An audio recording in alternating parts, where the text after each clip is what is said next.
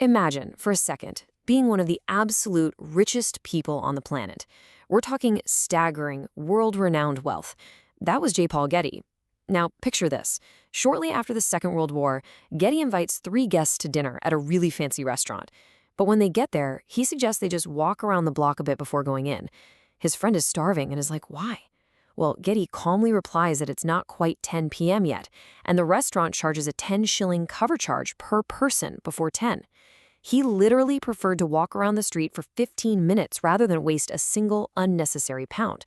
Crazy, right? But why do that? Because the ultra-wealthy deeply understand the leaky bucket metaphor. Earning millions means absolutely nothing if your bucket has holes in it. If you can't control your spending, you will never, ever truly be wealthy.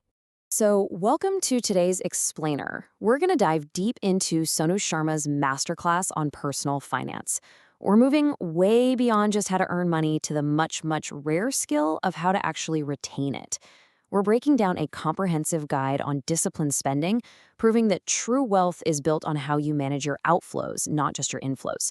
If you're ready to plug the holes in your bucket, you are in the exact right place. Here's our roadmap for today. We're going to cover earning egos versus spending smarts, hacking your daily habits, the math of bad habits, rules for big purchases, mastering the debt game, and finally we'll tackle the status trap. Okay, section 1, earning egos versus spending smarts. Let's jump in. Sonu Sharma introduces this brilliant mental framework called the labor hour. Let's just do some quick math together. Suppose you earn $50,000 a month. You work roughly 8 hours a day, 26 days a month, so that's about 200 hours. That means your time is worth $250 an hour. Simple enough. Now imagine you're tempted to buy a new gadget or an outfit that costs $5,000. Stop looking at the price tag and start looking at the labor. That $5,000 item literally costs you 20 hours of hard labor. Ask yourself, is this jacket really worth 20 hours of my sweat and stress? Weighing purchases on this scale, it is a total game changer. It instantly kills impulsive buying. Moving right along to section 2, hacking your daily habits. Now, this is where middle-class wealth often leaks out without us even noticing. The grocery store. First rule, never walk into a store without a strict list. If it's not on the list, you don't buy it. Second, shop alone. Taking the whole family means impulse buys. Your partner wants something, the kids grab something, and boom, your cart is overflowing. Third, set a strict 1-hour time limit so you don't aimlessly wander the aisles.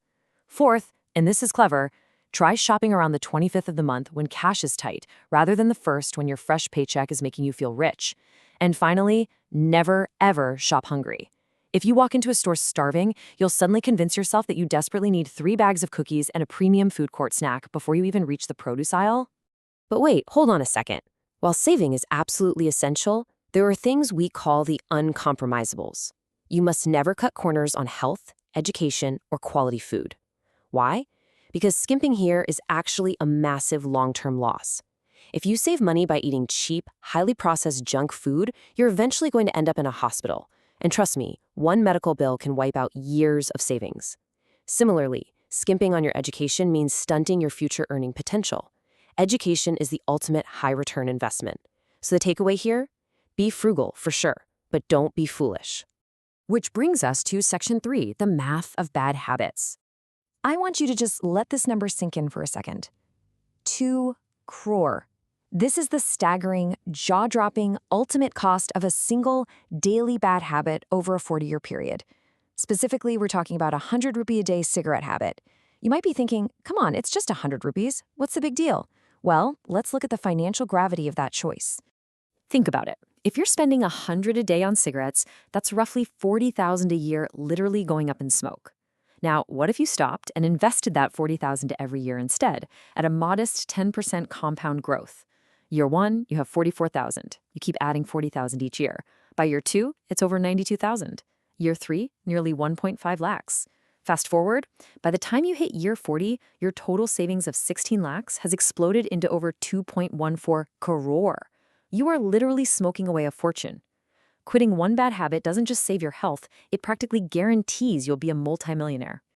All right, let's level up. Section 4, rules for big purchases. People constantly go broke trying to look rich in a brand new car. Enter the 24-10 rule. It's so simple but so effective. Number 20, always put at least 20% down. Number 4, never finance the car for more than 4 years. Seriously, dealers will offer you these 7-year loans, but the interest will completely destroy you over time. Number 10, your EMI should never exceed 10% of your monthly income. If you make 1 lakh a month, your car EMI cannot be more than 10,000. And here's the golden bonus rule from Sharma. The total price of the car should never ever exceed 50% of your annual income. Earn 20 lakhs a year, your car shouldn't cost more than 10 lakhs. Period. And when it comes to big financial commitments, we have to talk about insurance. The golden rule: separate insurance from investment. Always. You need term insurance, pure protection that covers at least 10 times your annual income. It's incredibly cheap. A one-core cover might cost you less than $500 a month. Now contrast that with money-back insurance policies. These mix insurance with an investment component, which ends up inflating the premiums by 10 to 20 times.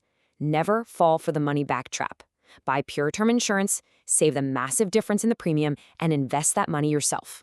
You'll come out way ahead. Section 5. Mastering the debt game. Now, here's the secret the wealthy know. Not all debt is evil. You just have to know the difference. Good debt actually puts money in your pocket. Imagine taking a 10-lakh home loan to build a couple of extra rooms. The interest is, let's say, $80,000 a year. But if you rent those rooms out for $15,000 a month, you're making 1.8 lakhs a year in rental income. You pay the bank their cut, and you still pocket a net profit of 1 lakh annually. That is good debt.